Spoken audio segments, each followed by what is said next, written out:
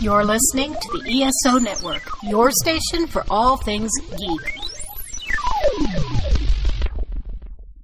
Are you looking for a podcast that's a little bit out of the ordinary, a little bit crazy, and a little bit on the rambunctious side? Well, if I got something for you, it's called Vitamin Geek Podcast. My name's Corey Keelan. I'm the host and creator of Vitamin Geek Podcast, and I'm here to invite you to listen to my show. Each episode, I'm coming to you with whatever I think is important at the time. Maybe it's a new movie, maybe it's a comic book, maybe it's horror, maybe it's drag queens, who knows?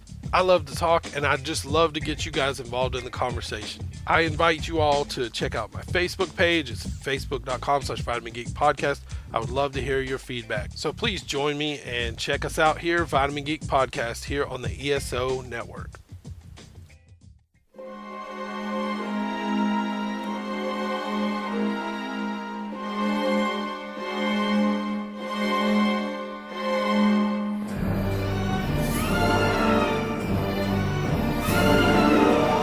Hello and welcome again to the Monster Sci-Fi Show podcast. I am your host, The Monster, and I'm recording my sci-fi news for this week in my backyard again. Not the TV show that it had to watch with my children called The Backyardigans, but I'm in my backyard again. You see the difference? I do.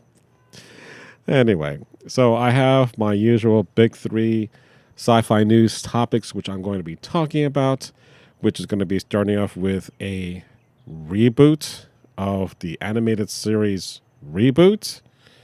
Okay, we have Michael B. Jordan and Michael Shannon. So A Tale of Two Michaels in a remake of Fahrenheit 451, which is coming to HBO in May. So I'll talk about that as well. And lastly, earlier this week, actually last weekend, there was news about Kevin Smith's health condition, in which I was going to talk about that briefly and talk about my own health scare. And then on top of that, something else happened just recently that I'm going to be adding to that. So there's a whole bunch of other things that I want to talk about that also happened during the week, but because I'm behind on getting this podcast out, I'll save that for next week. So let's get started with Reboot. If you've never heard of Reboot, you've missed out on a great TV series. This was back in 1994. This was the first time that an actual computer was being used in the making of a TV series. So I'm not going to get into the details other than it was a great series. It lasted for 4 seasons. And the details are a bit, not so much sketchy, but after the 3rd season, there was a delay, or at least kind of an unresolved storyline that when I saw this on the Cartoon Network, it was an amazing 4th season. And basically, the series ended with a musical number, kind of like a la Pirates of the Penzance, kind of retelling the whole series, but as a musical. And I thought that was just absolutely freaking amazing. Now, why are they planning to do a reboot of this great animated series? Well, one, you would think, hey, we have better graphics now. We can make it even better than the reboot original series, right? One would think that was the case. And again, you can hear noise in the back. Cats are fighting, so my apologies. But the trailer shows that starts off with high school kids being sucked into this computer-generated world, and they're in suits that kind of look like Power Rangers. We do get a character that is the Heavy that was in the original series, which is Megabyte, but we don't know if we're going to get Bob or Enzo or Hexadecimal, any of the characters that came before. We don't know what's going to happen, but it just seemed, it's like you just had Jumanji just recent, in which bunch of teens playing a video game and get sucked into the video game world, except that wasn't computer generated, but more like a live action-ish game from their perspective. But this is the exact same premise, but they're more in a Power Ranger suit a la Tron, if you want to put it that way. So I'm not really crazy about this. The only thing that I could say that maybe is positive that is coming on Netflix soon.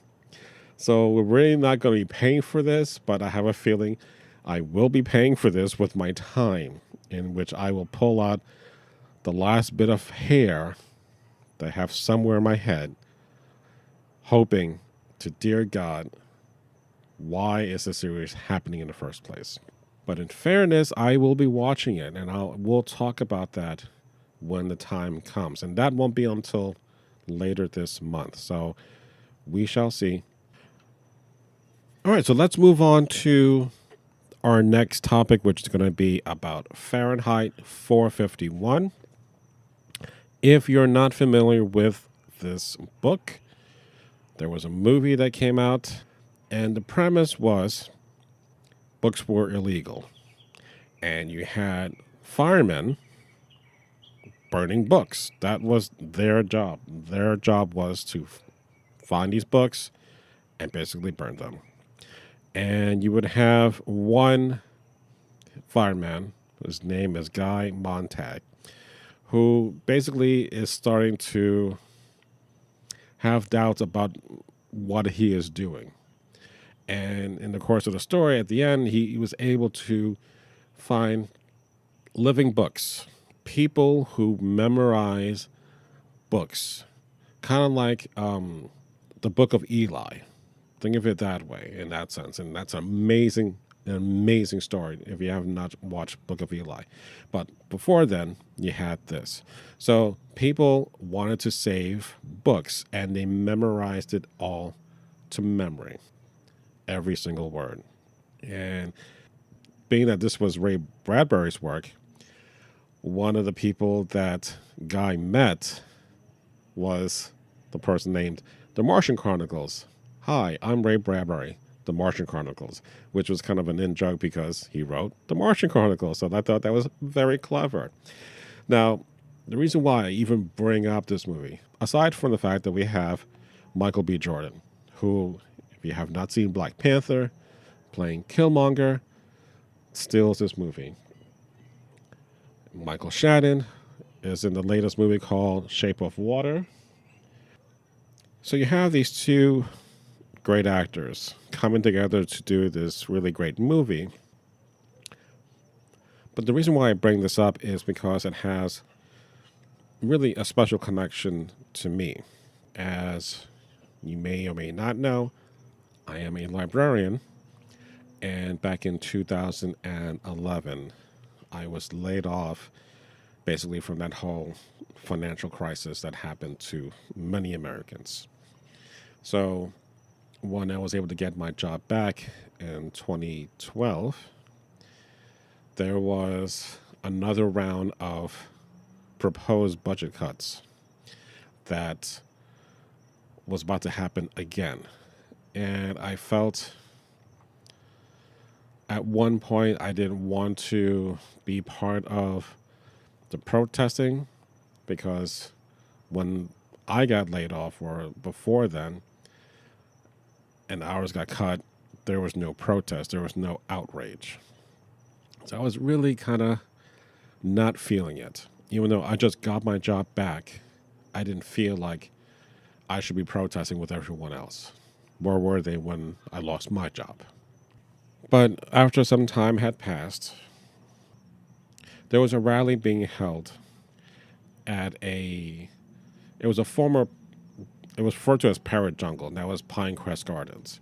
So there was going to be a library rally there in which they were going to show Fahrenheit 451. And up to that point, again, didn't feel like I needed to fight to protect my job. But I came to the realization that I had to.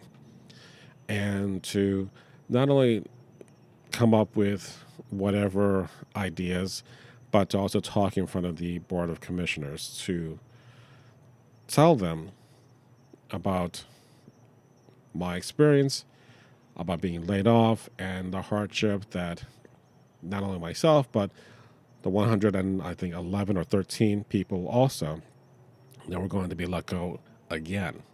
So watching that movie really kind of helped inspire me to basically fight for my job.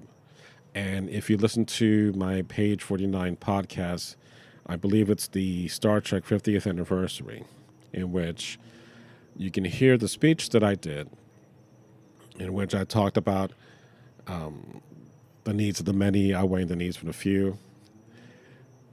So I was very proud of that moment. But this movie, Fahrenheit 451, was a big theme because, again, a lot of the situations that we're dealing with was we were going to close down libraries, then somehow reallocate all these books into these smaller branches, which was impossible. So the one answer you had to do was, well, you're going to have to burn these books.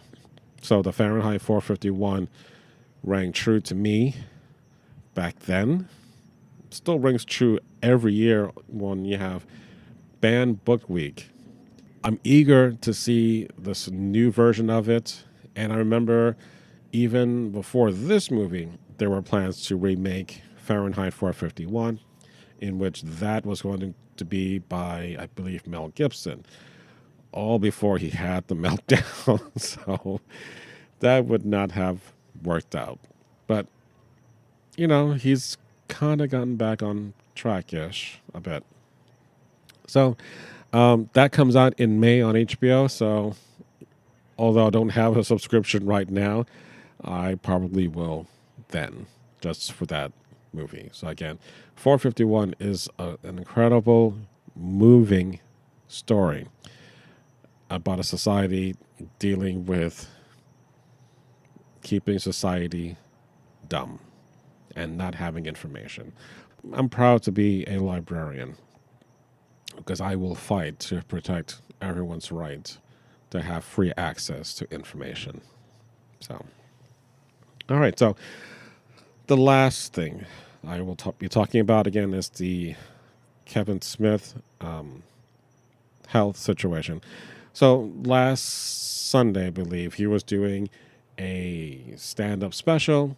He was doing his first show, and he did great. And after that, after the first show was done, he started to feel not great. He was feeling very sweaty and just could not feel like he can catch his breath. So basically, it came to the point where he had to be taken to the hospital, in which he found out that he was dealing with a massive heart attack. So luckily, his life was saved by having a stent implanted in him. And it just reminded me, again, I'm not making this about me. I'm just using his story as a way of telling my story and how important it is for you to take care of your health. Now, when I got married to my wife, my wife and I had already been married for a couple of years, and we were living in Orlando. And I remember an incident in which I was having problems breathing. Now, I am an asthmatic, and we had 3 cats, and unfortunately, I was having a very bad asthma attack. Normally, I can control it with whatever sprays or Benadryl or whatever. None of that was helping me.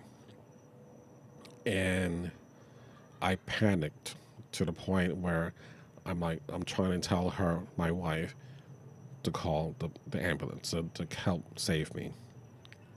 So I'm standing up, I'm trying to do everything to stay calm, and I hear the ambulance coming, and literally as they enter into the apartment, I collapse into their arms, literally. So next thing I know, I'm kind of groggy, I'm in the ambulance, I just hear things, and then I blacked out again. Next thing I know, I'm in an emergency room. Of course, I hear my wife, I hear doctors, I can't talk because I have a tube down my throat.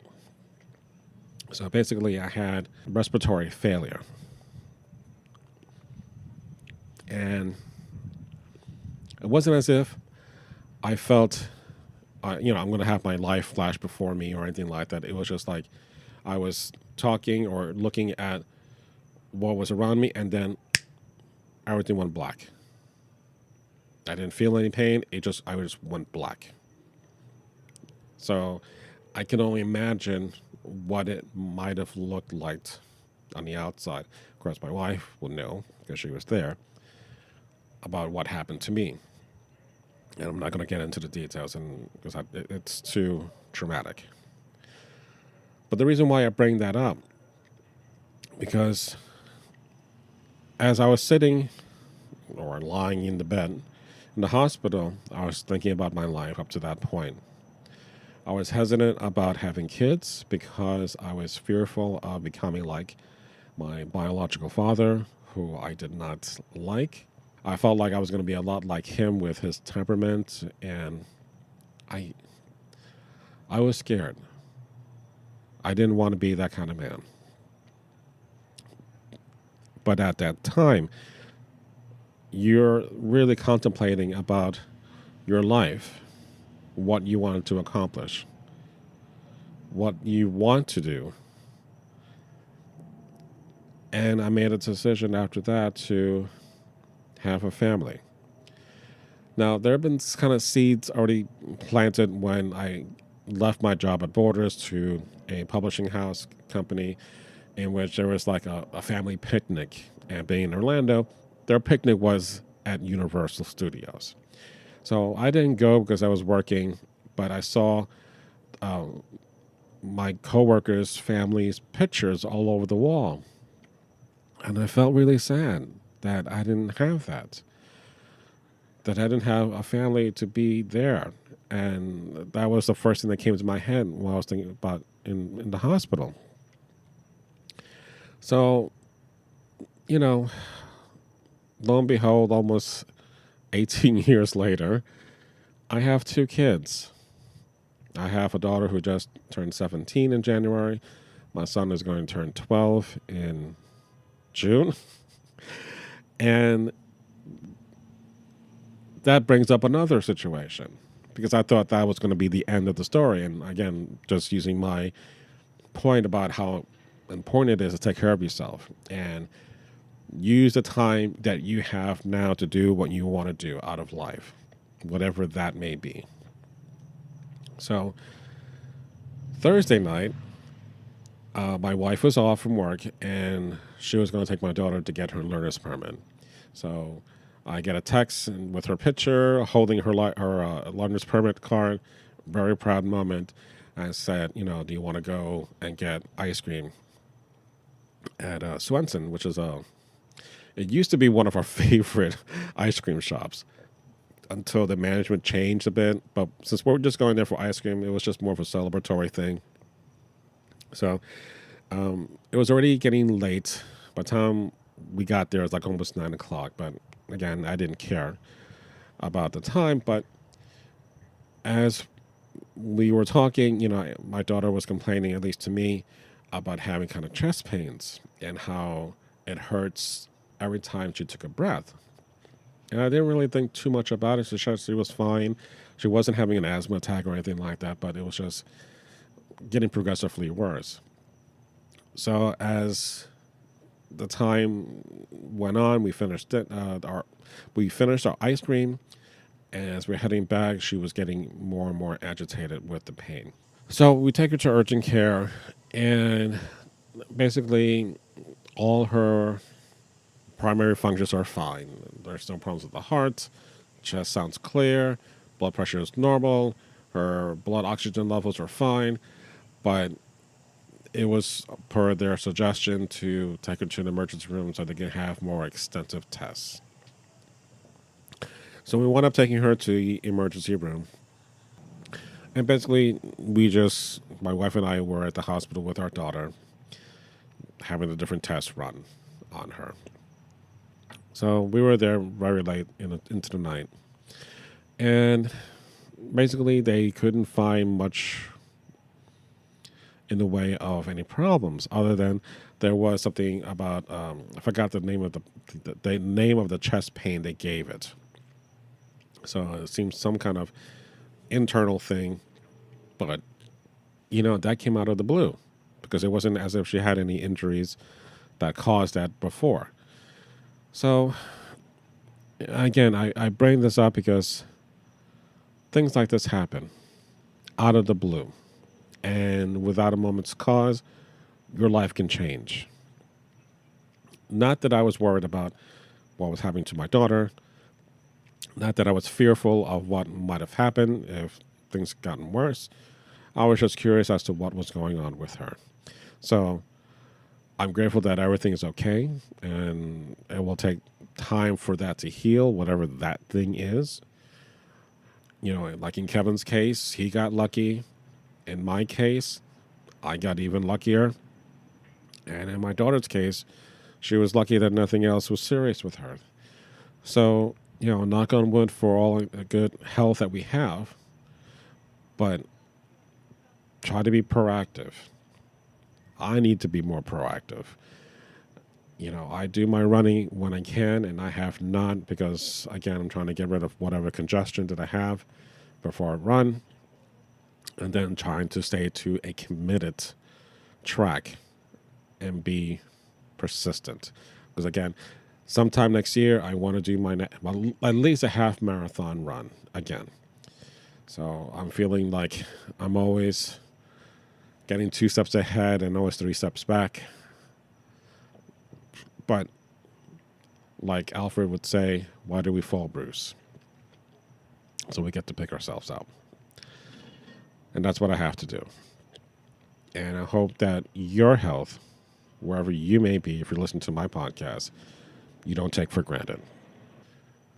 So again, there was a lot more stuff that I was going to talk about that happened during the week, like Wreck-It Ralph 2, the trailer that came out, and a bunch of other great stuff, but I will leave that for next week.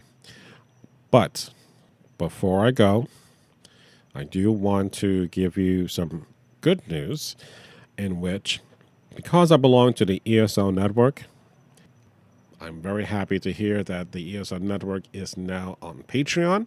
So I will be producing special content for our network that you will not hear through iTunes or through Libsyn or the Stitcher or anything like that. It is going to be exclusive to Patreon.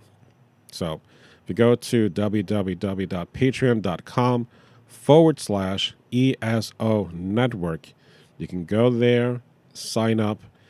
I'm not asking you to spend a whole lot of money, but if you like what I do and you like what others do for our network, please give us your support. So I'll leave it at that. Again, if you don't remember that address, it will be on my show notes, so you can always click there and it will take you to our site. Okay, so I just finished up Star Trek Discovery Season 1 review with Gene and Tony, and it is over 2 hours long. So if you have not seen it, if you have not finished that series, do so and then listen to our commentary. I think you'll have a great time with it. I had a great time doing it, but it's over 2 hours long, so be prepared to dedicate some time to listen to us. It doesn't have to be all in a row, but it's worth your time. So I'm very happy that came together. Again, I had to produce this real quick in light of what had happened to my daughter yesterday or Thursday night. So I'm still wanting to produce enough content to keep you guys going. And it's not just for you, but it's also for me to kind of get that built up information to be put out into the verse. So, but thank you. I really do, from the bottom of my heart, appreciate you listening to my podcast. So again, you can always email me at monsterscifishow@gmail.com. You can follow me on the various social networks. So again, thank you for listening to the Monster Sci-Fi Show podcast. It's sci-fi from a certain point of view. Good night.